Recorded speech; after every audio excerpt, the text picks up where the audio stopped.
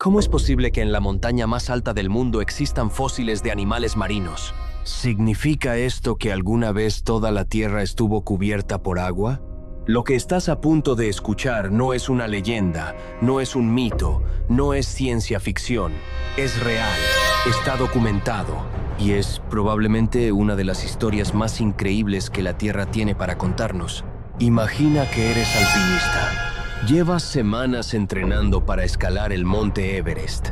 Estás a más de 8.000 metros de altura. El aire es tan escaso que respirar duele. El frío es tan brutal que congela hasta los pensamientos. Y en ese momento, miras la roca que tienes justo delante de ti y ves una concha marina, perfectamente preservada, a casi 9 kilómetros de altitud. ¿Qué harías tú en ese momento? ¿Lo atribuirías al cansancio, a la falta de oxígeno, a una alucinación? Pues los primeros científicos que lo vieron pensaron exactamente eso. Pero no era una alucinación, era la realidad. Y la realidad resultó ser mucho más impresionante que cualquier fantasía.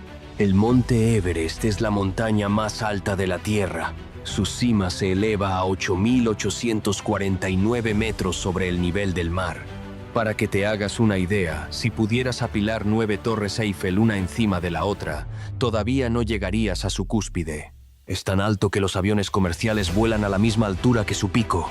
La temperatura puede bajar a 70 grados bajo cero. Solo los alpinistas más preparados del mundo se atreven a intentar su cumbre.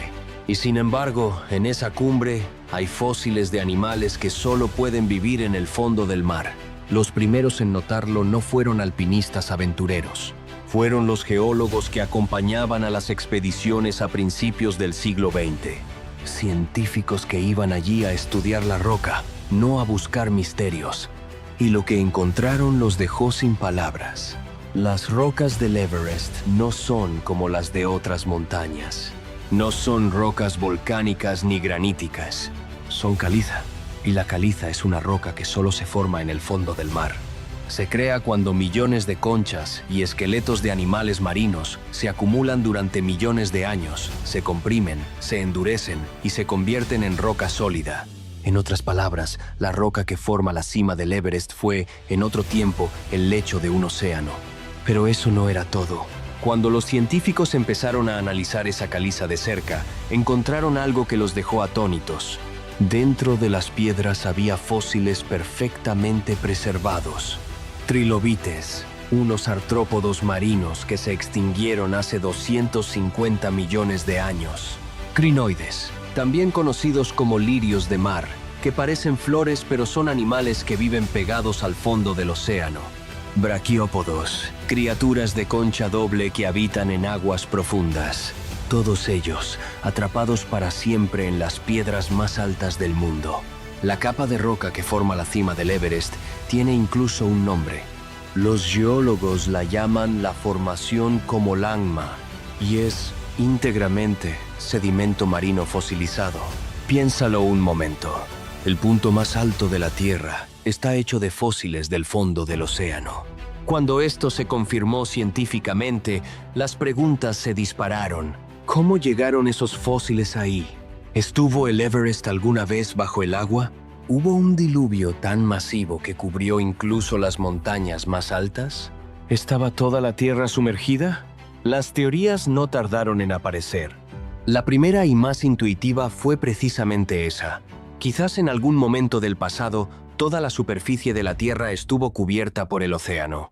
Es una idea que aparece en los relatos del diluvio universal de docenas de culturas en todo el mundo. Pero los científicos la descartaron rápidamente. No hay evidencia geológica de que todos los continentes estuvieran sumergidos al mismo tiempo. Y aunque hubiera habido un diluvio enorme, no explicaría por qué los fósiles están exactamente en la cima, ni por qué esa roca en concreto es sedimento marino.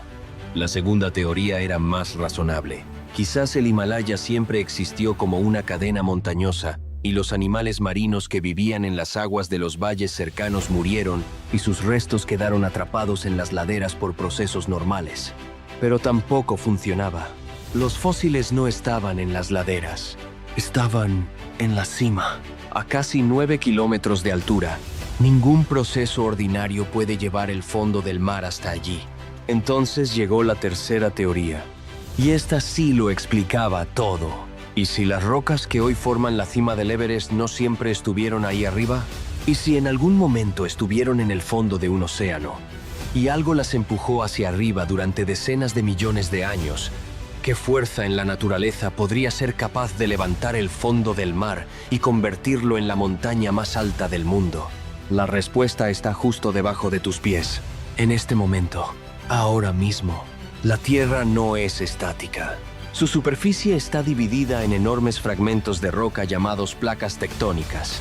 Esas placas están en movimiento constante, aunque tan lento que apenas lo percibimos. Se desplazan apenas unos centímetros al año, más o menos a la velocidad a la que te crecen las uñas. Pero con el tiempo suficiente, ese movimiento cambia la faz del planeta de manera radical. Hace unos 250 millones de años, el Himalaya no existía. En su lugar había un océano enorme, cálido y poco profundo, llamado el Mar de Tethys. Sus aguas estaban repletas de vida. Trilóbites, crinoides, braquiópodos, miles de especies nadaban y se arrastraban por su lecho. Siglo tras siglo, sus restos se acumulaban en el fondo, se comprimían, se convertían en roca. El Mar de Tethys construyó, sin saberlo, el material del que estaría hecha la montaña más alta del mundo. Y entonces ocurrió algo monumental.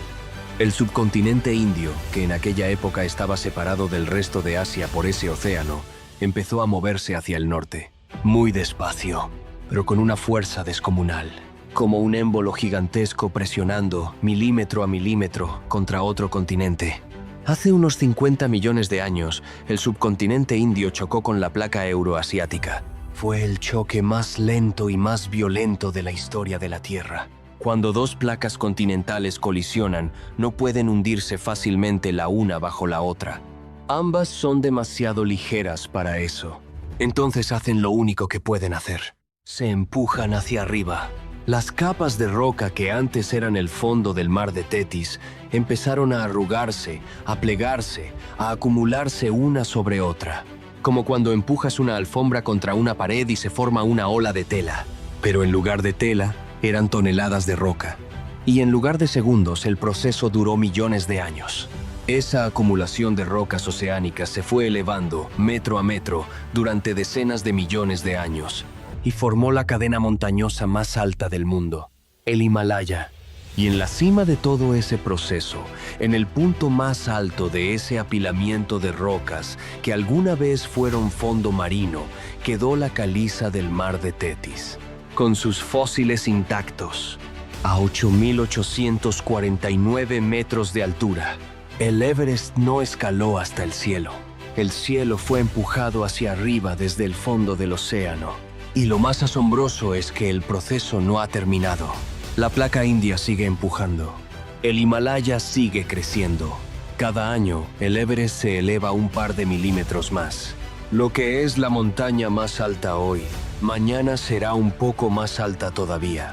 Así que la próxima vez que veas una fotografía del Everest, quiero que recuerdes esto. Esa cima nevada que parece tocar el cielo. Ese lugar que los humanos tardamos décadas en conquistar. Ese punto que llamamos el techo del mundo. Alguna vez fue el piso del océano. Había agua por encima. Había animales nadando sobre él. El sol lo iluminaba desde la superficie como si fuera el fondo de un acuario gigante.